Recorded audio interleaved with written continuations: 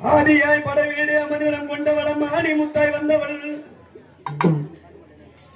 ஹரிஹரி பிரம்மாவிற்கு முதலான முத்தவள் இந்த அடியே நடைபெற்றவள் கொண்டவளில் நிலைநாட்ட வந்தவள் ஒரு கூழ்வண்டியாய் வந்தவள்